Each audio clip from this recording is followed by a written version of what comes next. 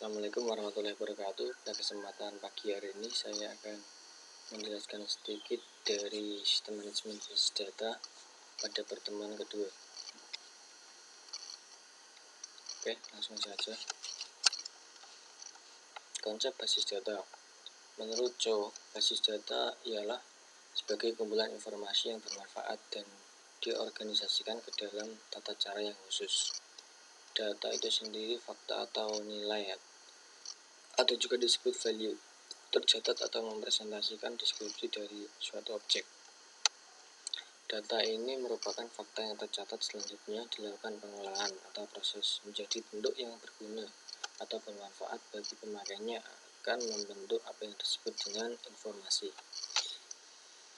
Secara konsep basis data, database ialah kumpulan dari data yang membentuk file atau berkas yang saling berhubungan, juga disebut relation, dengan data cara yang tertentu untuk membentuk data baru atau informasi.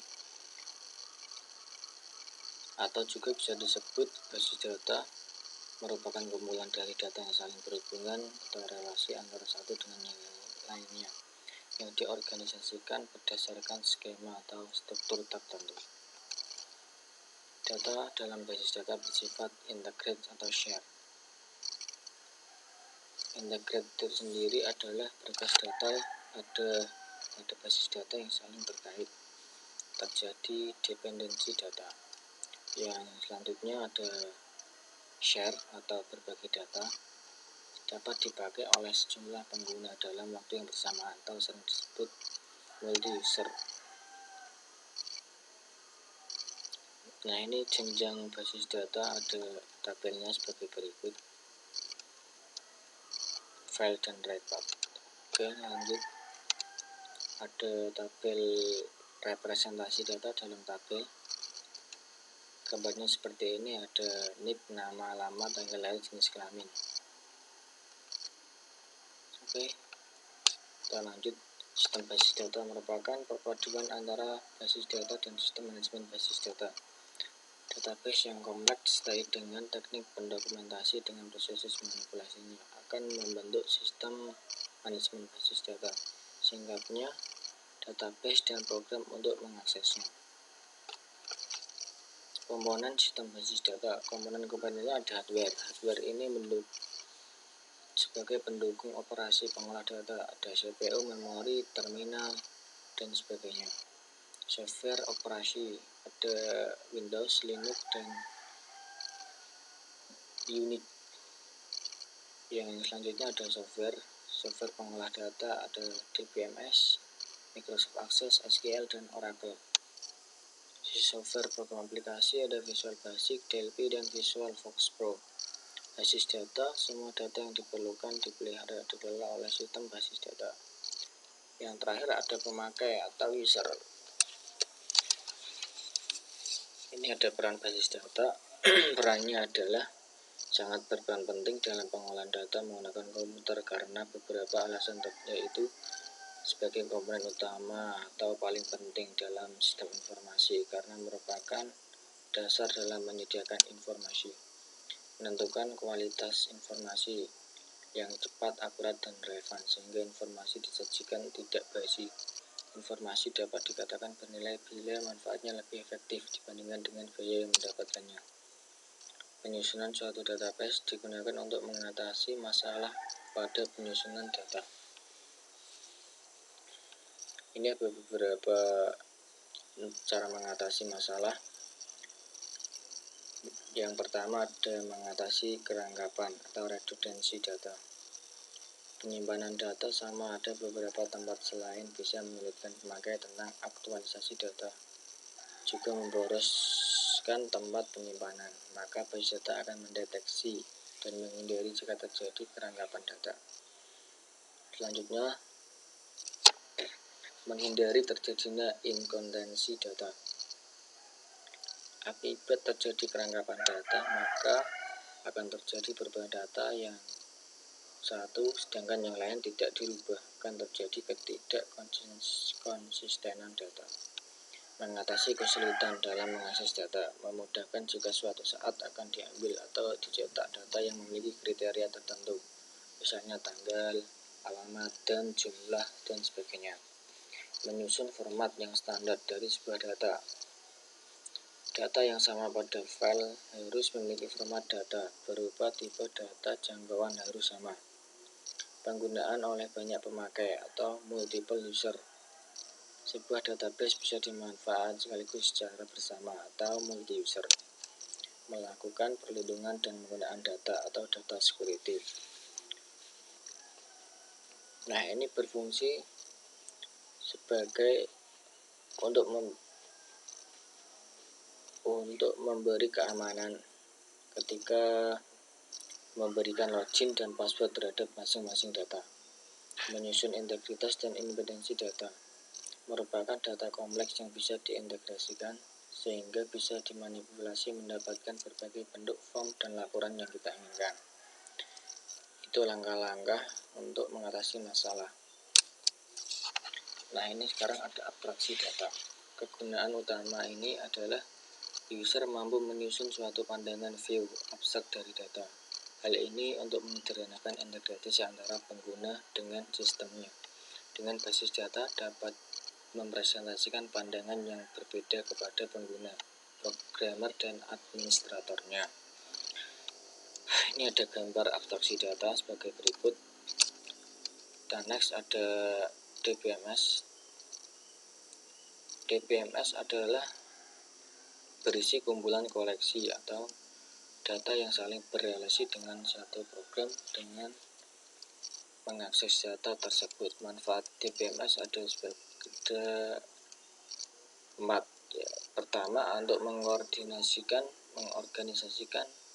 dan mengelola data dalam jumlah besar. Untuk membantu dalam melindungi data dari kerusakan. Untuk memudahkan dalam pengambilan kembali data. Yang terakhir, untuk memudahkan dalam penggunaan atau mengakses data secara bersama dalam suatu jaringan. Itu adalah manfaatnya. Yang selanjutnya ada keunggulan. Keunggulannya ada 4. Yang pertama, kepraktisan, yaitu pengguna media penyimpan berukuran kecil namun padat form. Selanjutnya ada kecepatan. Mesin dapat mengambil atau mengubah data jauh lebih cepat daripada manusia. Selanjutnya ada mengurangi kejenuhan. Untuk menghindari pekerjaan yang berulang agar tidak monoton dan tidak membosankan saat kita menyimpan suatu data. Kekinian atau up-to-date informasi yang bersedia di DBMS akan bersifat mutakhir atau akurat setiap saat. Database dapat dinyatakan sebagai suatu sistem memiliki karakteristik antara lain merupakan suatu kumpulan data yang disimpan bersama tanpa mengganggu satu sama lain membentuk perangkapan data. Kumpulan data dalam database dapat digunakan oleh sebuah program aplikasi lebih secara optimal. Penambahan data baru modifikasi untuk pengambilan kembali dari data dapat dilakukan dengan mudah dan terkontrol. Sedangkan DBMS terdiri dari komponen perangkat lunak yang membentuk sistem manajemen basis data. Perangkat lunak sistem yang berinteraksi dengan sistem manajemen basis data. Yang terakhir, utilitas reloading dan backup, reorganisasi file, reporting generation maupun performance monitoring. Arsitektur DBMS. Arsitektur data menjadi sebuah sumber bisnis pada sebuah lingkungan basis data. Sistem informasi dibangun di sekitar sumber ini untuk membuat programmer komputer atau pengguna akhir dapat mengakses data secara fleksibel. Arsitektur dapat bisnis mendefinisikan sebagai bisnis tersebut akan berkembang dan menggunakan file maupun database untuk menyimpan semua data dalam organisasi. Teknologi file ini untuk digunakan untuk setiap administrasi untuk mengelola sumber data. Database arsitektur mengacu pada teknologi database yang mencakup database engine, database utility, alat cache database untuk analisa dan desain, dan alat pengembangan aplikasi database. Yang selanjutnya ada arsitektur basis data dibangun menggunakan format paket bahasa yaitu DDL dan DBML. DDL atau Data Definition Language merupakan suatu paket bahasa yang berguna untuk melakukan spesifikasi terhadap skema data. Contoh perintahnya ada create table, create index, alter table, drop view, dan drop index. Yang DBML suatu paket yang memperbolehkan pemakai untuk mengakses atau memanipulasi data yang telah diorganisasikan sebelum dalam model data yang tepat. Dengan DBML kita dapat mengambil informasi yang tersimpan dalam basis data, menyisipkan informasi baru, menghapus informasi dari tabel. Selanjutnya ada dua tipe DBML, yaitu prosedural dan non-prosedural. Prosedural DBML membutuhkan pemakai untuk memverifikasikan data apa yang dibutuhkan dan bagaimana cara mendapatkannya. Contoh bahasa prosedural adalah Foxbase dan FoxPro, sedangkan non-prosedural DBML membutuhkan pemakai untuk menspesifikasikan data apa yang dibutuhkan tanpa harus tahu bagaimana cara mendapatkannya. Contoh bahasa non-prosedural adalah SQL, Structure Query Language, atau QBE, Query by Example. Contoh perintah DBML misalnya insert, select, update, dan delete. Itu contoh dari perintah DBML. Dalam bahasa query dikenal juga dengan DCL, Data Control Language, yang merupakan bahasa pengendali data. Digunakan untuk melakukan otoritas terhadap pengaksesan data dan mengalokasikan ruang. Contoh perintah misalnya green, revoke, comment, dan rollback. Ketiga perintah bahasa tersebut saat ini telah dibentuk menjadi paket bahasa yang disebut sebagai SQL, Structure Query Language. Pada prakteknya implementasi SQL sangat bervariasi. Tidak semua fitur SQL didukung oleh vendor software. Beberapa contoh software basis data yang penggunaan SQL seperti DB2, Ingress, Informix, Oracle, Microsoft Access, MySQL, PostgreSQL, dan RDBL, dan Sybase. Ini ada tipe-tipe file yang digunakan dalam DBMS. Yang pertama ada file master atau file induk, file transaksi, file laporan, file sejarah, file pelindung. File induk ini adalah file yang record relatif statis, jarang berubah nantinya, misalnya file daftar gaji, file mata pelajaran. File induk dynamic master file induk yang nilai dari recordnya sering berubah atau sering dimutakhirkan atau update sebagai hasil dari suatu transaksi, misalnya file induk data barang yang setiap saat harus diupdate bila terjadi transaksi.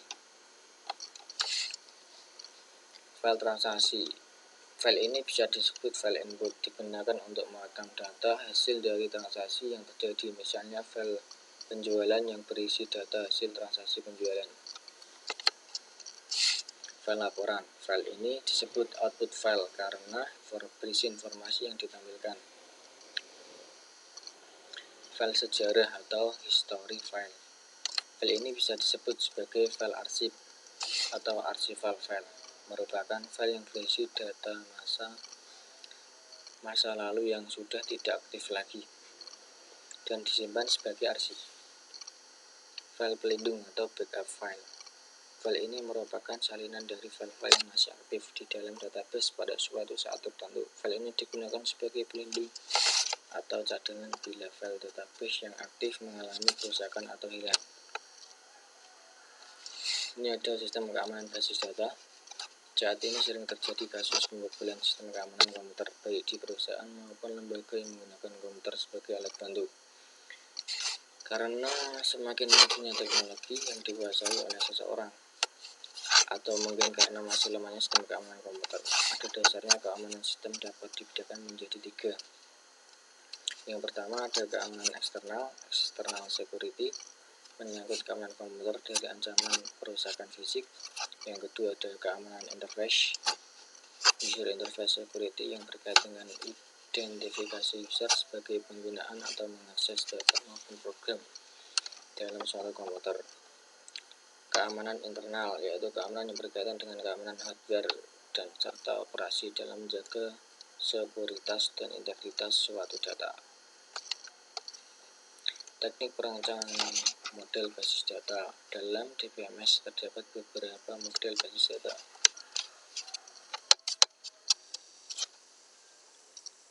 Yang pertama ada file flat atau tabular, data yang terletak dalam tabel tunggal.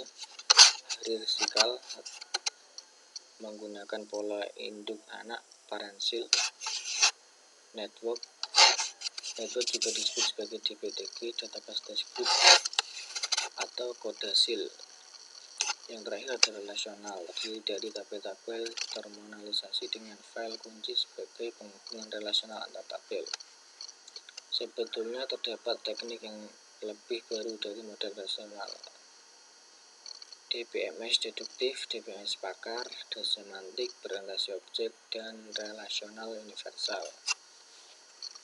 Pendekatan paling umum dan banyak digunakan dalam melakukan perancangan model konseptual dengan menggunakan model data relasional yang memiliki dua buah teknik, yaitu teknik normalisasi dan ERD, teknik Entity Relationship Diagram.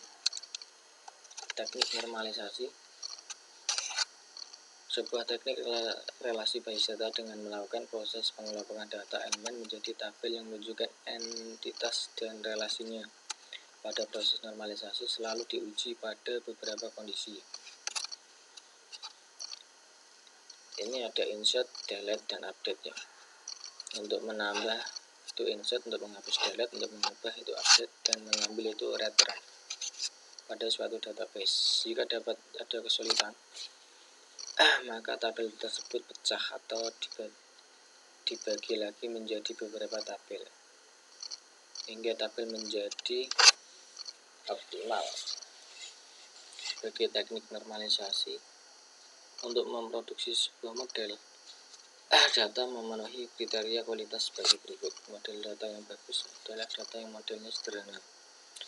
Model yang baik adalah tidak redundan atau tidak rangkap. Model data yang baik harus fleksibel dan dapat disesuaikan dengan kebutuhan masa depan.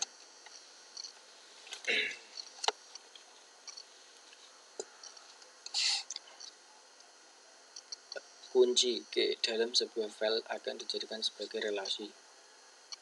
Ini ada kunci primer, kunci alternatif, dan kunci tamu. Kunci primer atau primary key merupakan kunci yang dibentuk dari sebuah file. Dapat diwakili setiap kejadian dari suatu entitas. Contoh NIP mewakili pegawai, NIM nomor induk mahasiswa, nomor KTP atau NIK, dan sebagainya. Kunci alternatif itu alternatif key, kunci kandidat yang tidak dipakai sebagai primary key. Yang terakhir ada kunci tamu, foreign key, salah satu atribut yang melengkapi suatu relasi yang menunjukkan kependudukannya. Teknik RD, entitas relasional diagram. Dalam permodelan data konseptual mendeskripsikan hubungan antara penyimpanan ERD digunakan untuk memodelkan struktur data dan hubungan antara data. Dengan ERD kita dapat menguji model dengan mengabaikan proses yang harus dilakukan. ERD menggunakan sejumlah notasi simbol yang struktur. Pada dasarnya ada 3 macam simbol, yaitu ada entitas, atribut, hubungan. Entitas adalah objek yang dapat diidentifikasi sebagai lingkungan pemakai atau sesuatu yang penting bagi pemakai dalam konteks yang akan dibuat. Sebagai contoh, pelanggan, pegawai, dan lain-lain. Atribut berfungsi mendeskripsikan karakter entitas, misalnya nama dan entitas pegawai. Hubungan harus dibedakan antara hubungan atau bentuk hubungan antar entitas dengan isi dari hubungan itu sendiri. Misalnya dalam kasus hubungan antara entitas pegawai, entitas bagian departemen adalah jam kerja, sedangkan isi hubungan dapat berupa total jam kerja, gaji, dan lembur. Ini ada jenis-jenis hubungan relasi, ada 1 ke 1, 1 ke banyak, dan banyak ke banyak. Gambarnya seperti ini. Kita lanjut. SBO atau sistem berorientasi objek. Pendekatan berorientasi objek yaitu pendekatan suatu metodologi atau cara diambil dari filsafat dunia nyata diterapkan pada teknologi informasi, merupakan suatu pola pikir yang diterapkan menyeluruh tentang bagaimana kita memandang suatu baik sudut pandang pengguna maupun pengembang pengolah teknologi. Tujuan dari metodologi objek oriented adalah sebagai salah satu alternatif pendekatan permasalahan untuk mencari solusi pemecah. Metodologi berorientasi objek merupakan perkembangan selanjutnya dari metodologi sebelumnya seperti metodologi prosedural, konsekuensial, dan konkurensi maupun modular. Keunggulan dari pendekatan berorientasi objek: menuntun pengguna ulang atau REST komponen program sebelumnya yang menjadi proses pengembangan software dapat dilakukan lebih cepat dan berkualitas tinggi. Mempermudah dalam pemeliharaan karena memiliki struktur yang runtuh, lebih mudah diadaptasi dan skala menjadi sistem yang lebih besar dengan merakit subsistem yang dapat digunakan ulang. Ada konsep karakteristik objek. Konsepnya ada objek-objek, kelas, atribut, operasi, antarmuka, komponen paket, dan subsistem. Ini ada objek-objek merepresentasikan sebuah entitas baik secara fisik, konsep maupun perangkat lunak. Ini ada kelas, di mana dijelaskan bahwa struktur dan kelakuan dari setiap objek yang bergabung dalam suatu kelas. Ada atribut, nama seperti dari sebuah kelas menjelaskan batasan nilai dan properti yang dimiliki oleh sebuah kelas. Operasi, implementasi dari layanan yang dapat diminta dari sebuah objek dari sebuah kelas yang menentukan tingkah lakunya. Antarmuka atau polimorfisme, sebuah antarmuka yang menutupi bagian detail di dalamnya. Kemampuan untuk menyembunyikan banyak detail implementasi yang berbeda-beda dari dengan hanya menggunakan sebuah antarmuka yang sama, merupakan juga pengembangan konsep enkapsulasi. Ada komponen hampir tidak tergantung pada apapun dan merupakan bagian yang dapat diganti-ganti sebuah sistem. Ada paket mekanisme yang bertujuan untuk mengorganisasi elemen-elemen ke dalam grup. Ada subsistem ini permodelan elemen yang mempunyai tata bahasa yang dari paket, seperti terdiri dari permodelan elemen sebuah kelas seperti mempunyai tingkah laku dari subsistem didasarkan dari kelas-kelas atau subsistem lainnya yang dimilikinya. Keterhubungannya menyediakan cara komunikasi antar objek. Ada beberapa cara, yaitu asosiasi, agregasi, asosiasi komposisi, dan generalisasi dan realisasi. Ini ada pengertiannya. Dependensi merupakan penggunaan keterhubungan, menampilkan keterhubungan antara pengguna dengan penyedia di mana perubahan spesifikasi pada sisi penyedia akan mempengaruhi pengguna. Generalisasi adalah keterhubungan membuat khusus ataupun umum di mana elemen dari elemen yang lebih khusus. Derealisasi keterhubungan secara tata bahasa antara dua klasifikasi. Agregasi bentuk asosiasi khusus secara kuat, memodelkan seluruh bagian dari asosiasi antara hubungan satu bagian kelas secara keseluruhan dengan bagian tertentu. Ini ada komposisi, merupakan bentuk keterhubungan agregasi yang lebih kuat lagi pemilikannya dan mempunyai jangka waktu yang timbul sesuai kebutuhan. Selanjutnya ada sedangkan sistem berorientasi objek memiliki karakteristik prinsip sebagai berikut. Ada abstraksi, pengkapsulan, modularitas, dan hierarki. Abstraksi ini kemampuan manusia untuk mengenali keserupaan di antara objek-objek. Yang enkapsulasi ini merupakan pengemasan atau pembungkusan beberapa item ke suatu unit. Modularitas memecah suatu kompleks. Hierarki ini atau pewarisan, urutan atau urutan atau aturan dari tingkah atau abstraksi menjadi seperti struktur pohon. Oke, sekian dari saya. Apabila ada kata-kata yang berkenan, saya minta maaf. Assalamualaikum warahmatullahi wabarakatuh.